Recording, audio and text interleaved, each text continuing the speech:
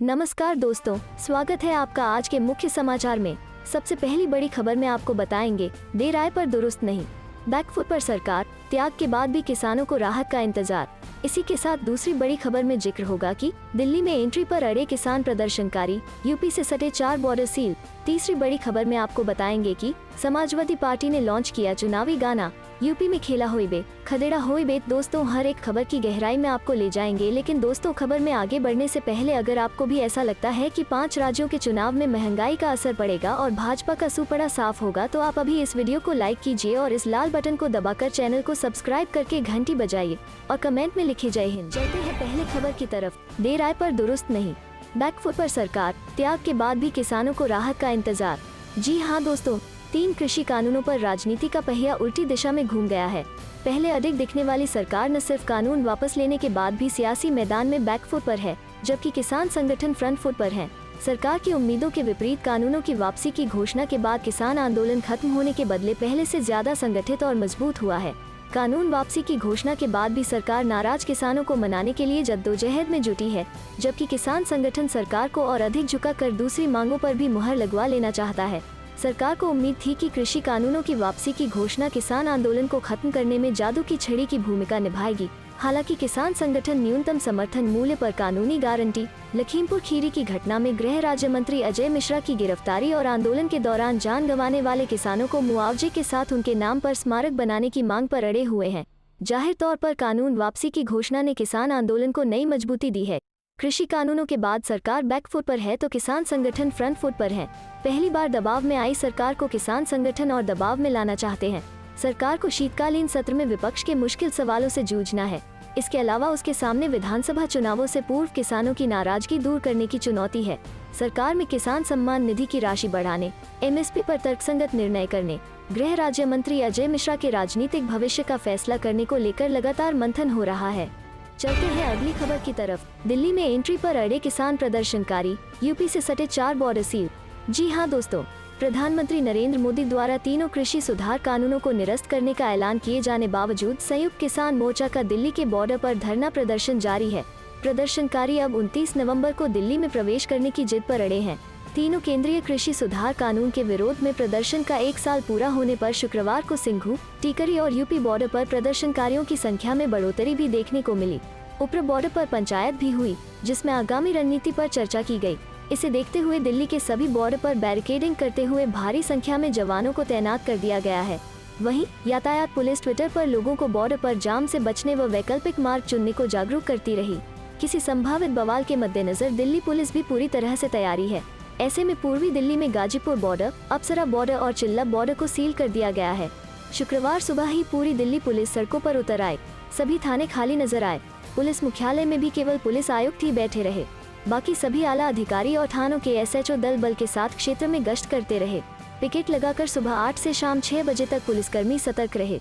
Delhi police के अलावा विजय चौक पर 1 कंपनी और जिले में 4 कंपनी अर्धसैनिक बलों की तैनाती की गई है। वहीं गाजीपुर, अप्सरा व चिल्ला बॉर्डर को सील कर दिया गया।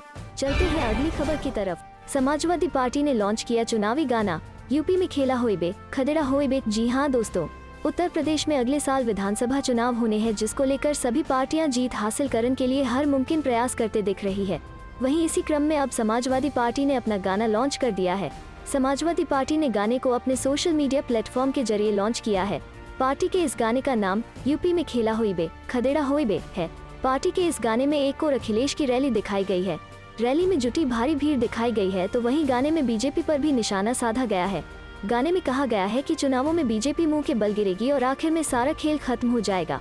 गाने के जरिए साफ ये बताने की कोशिश की गई है कि इस बार प्रदेश की जनता समाजवादी पार्टी के साथ है।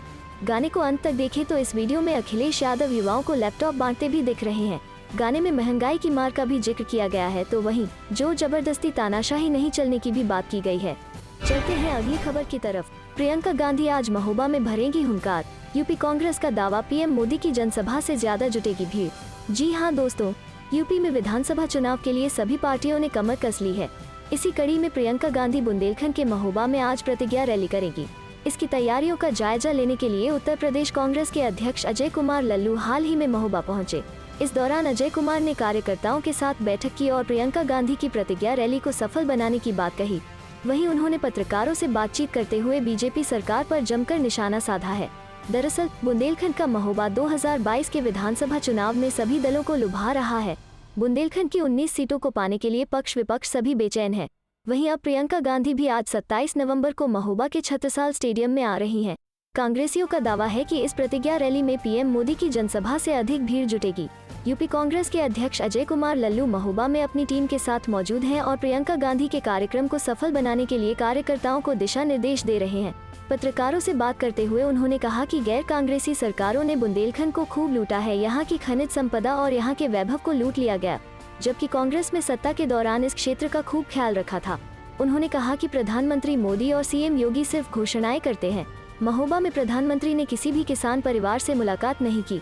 प्रियंका आज महोबा में प्रतिज्ञा रैली करेंगी। यहाँ वो आकर बुंदेलखंड के लोगों के सामने अपनी प्रतिज्ञाएं बताएंगी। चलते हैं अगली खबर की तरफ। यूपी चुनाव 2022, फिरोजाबाद में सपा और कांग्रेस नेताओं ने भाजपा सरकार को घेरा। युवा बोले मिले रोजगार। जी हाँ दोस्तों, सत्ता के संग्राम के तहत अमर उजाला का चुनावी रथ शुक्रवार शाम को बाईपास रोड स्थित गोपाल आश्रम प्रांगण पहुंचा। यहाँ राजनीतिक दलों के प्रतिनिधियों से चर्चा के दौरान भाजपा पदाधिकारियों ने विकास कार्यों की लंबी फहरिस्त गिनाई तो विपक्षी सपा कांग्रेस के प्रतिनिधियों ने सरकार के विकास कार्यों को खुद की कार्ययोजना बताया। आरोप लगाया कि मंजूर हमारी सरकार में हुआ और अब हमारे काम पर पट्टिकाएं लगाई जा रही हैं। भाजपा जिलाध्यक्ष मानवेंद्र प्रताप सिंह ने कहा कि सरकार ने जिले में railway overbridge, medical college, Chandrawar gate underpass सहित कई सड़कों के काम कराए, महिलाओं को सुरक्षा प्रदान की। महानगर अध्यक्ष राकेश शंखवार भी विकास कार्य गिनाने में जुटे रहे। इस पर सपा के शिवराज सिंह यादव ने कहा कि प्रदेश में 3960 मेगावाट बिजली उत्पादन के प्लांट अखिलेश यादव ने लगवाए। जेड़ाझाल योजना, medical college, trauma centre, Agra Lucknow expressway, Purvanchal expressway Akhilesh सरकार की देन है। बसपा के मंडल सेक्टर प्रभारी बबलू सिंह राठौर गोल्डी एडवोकेट ने कहा कि भाजपा के दावे तो सिर्फ हवाई हैं, जमीनी हकीकत कुछ और ही है। कांग्रेस की ओर से रामनिवास यादव ने कहा कि सांसद राज बब्बर ने आसिफाबाद लेबर कॉलोनी ओवरब्रिज ही नहीं अपितु रेलवे के कई ओवरब्रिज बनवाए। जेड़ाझाल परियोजना, मेडिकल कॉलेज, ईएसआई अस्पताल, ट्रॉमा सेंटर सहित अनेक काम कांग्रेस कार्यकाल में कराए गए। कानून व्यवस्था पर हाथरस की बिटिया का उदाहरण दिया। आम आदमी पार्टी के रघुनंदन दास गुप्ता ने कहा कि विकास देखना है तो दिल्ली जाएं। आप ऐसा ही विकास यूपी में कराएगी। किसान यूनियन के चरण सिंह यादव बोले मंत्री के बेटे ने किसानों को कुचला, ऐसे मंत्री पर कार्रवाई होनी चाहिए। सपा के खालिद नसीर बोले भाजपा ने 100 रुपए पेट्रोल, सरसों का तेल 200 रुपए, 1000 का सिलेंडर कर दिया। जनता महंगाई से त्रस्त आ चुकी है। भाजपा युवा मोर्चा के पदाधिकारी रहे पिंकी चक ने एआरटीओ कार्यालय के साथ अन्य विभागों में भ्रष्टाचार को उजागर किया। चर्चा के बीच निकिता दीक्षित ने शोर शराबा करने वाले नेताओं को ऐसा नहीं करने की नसीहत दी। कांग्रेस शिक्षक प्रकोष्ठ के मनीष द्विवेदी ने कहा कांग्रेस ही देश को चला सकती है। चलते हैं अगली खबर की तरफ। अरविंद केजरीवाल की पीएम मोदी से गुजारिश, प्रभावित देशों से उड़ानों पर तत्काल लगे रोक। जी हाँ दोस्तों, कोरोना वायरस संक्रमण के नए वेरिएंट ने देश दुनिया की चिंता फिर बढ़ा दी है। हाल ही में आया नया B11529 वेरिएंट दक्षिण अफ्रीका और बोत्सवाना में मिला है। इससे पूरी दुनिया के लोगों की चिंता बढ़ गई है। वहीं वैज्ञानिकों का कहना है कि म्यूटेशन के मामले में इस नए वेरिएंट ने अब तक के सामने आए सभी वेरिएंट को पीछे छोड़ दिया है। यह नया संक्रमण डेल्टा से भी ज्यादा खतरनाक है और उससे कहीं ज्यादा संक्रामक है। वहीं इस बात से चिंतित और सतर्क दिल्ली के मुख्यमंत्री अरविंद केजरीवाल ने कहा है कि मैं प्रधानमंत्री नरेंद्र मोदी से उन देशों से उड़ानें बंद करने का आग्रह करता हूं, जहां कोविड-19 का नया वेरिएंट मिला है। बड़ी मुश्किल से हमारा देश कोरोना से उबर पाया है। हमें इस नए वेरिएंट को भारत में प्रवेश करने से रोकने के लिए हर संभव प्रयास करना चाहिए। गौरतलब है कि अगले महीने 15 दिसंबर से अंतर्राष्ट्रीय उड़ानें नियमित रूप से शुरू हो जाएंगी। नागरिक उड्डयन मंत्रालय ने नागर विमानन महानिदेशालय को पत्र लिखकर गुजारिश की है कि अंतर्राष्ट्रीय उड़ानों को नियमित करने के लिए आगे की आवश्यक कार्रवाई शुरू करें। उड्डयन मंत्रालय की ओर से बताया गया है कि गृह मंत्रालय, विदेश मंत्रालय और स्वास्थ्य व परिवार कल्याण मंत्रालय से परामर्श लेने के बाद यह फैसला किया गया है। स्वास्थ्य मंत्रालय ने जिन देशों को कोरोना को लेकर जोखिम नहीं श्रेणी में रखा है, उन्हें द्विपक्षीय हवाई सेवा समझौतों के अनुसार पूर्ण क्षमता से हवाई संचालन का अधिकार मिलेगा। चलते हैं अगली खबर की तरफ। हुड्डा ने सरकार पर बोला हमला, कहा नौकरी घोटालों की जांच हाईकोर्ट के सीटिंग जज से कराई जाए। जी हां दोस्तों, पूर्व सीएम भूपेंद्र सिंह हुड्डा ने सरकार पर बड़ा हमला बोला है और कहा है कि यह घोटालेबाज की सरकार है।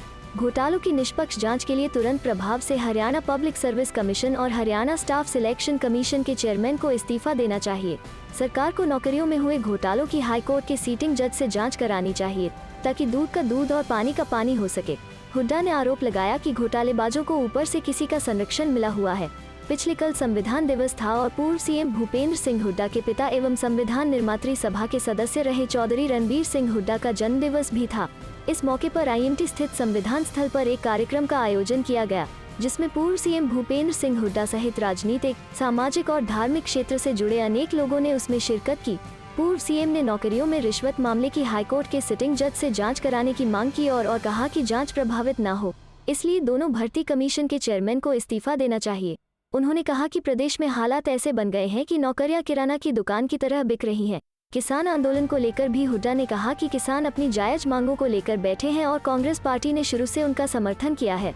उन्होंने मांग की है कि सरकार खेती को लाभकारी बनाए और इसमें जो भी संशोधन की जरूरत है वो किए जाए और तुरंत प्रभाव से किसानों के साथ बातचीत करें। साथ ही यह भी कहा कि जिन किसानों की आंदोलन के दौरान मौत हुई है उनके परिवारों को एक सरकारी नौकरी दी जाए और हर पीड़ित परिवार को उचित मुआवजा दिया जाए। हरियाणा कांग्रेस ने भी अपने स्तर पर इन किसान परिवारों की मदद की है। पंजाब और उत्तर प्रदेश सरकार भी मदद कर रही है, इसलिए हरियाणा सरकार को भी पीड़ित परिवारों की मदद करनी चाहिए।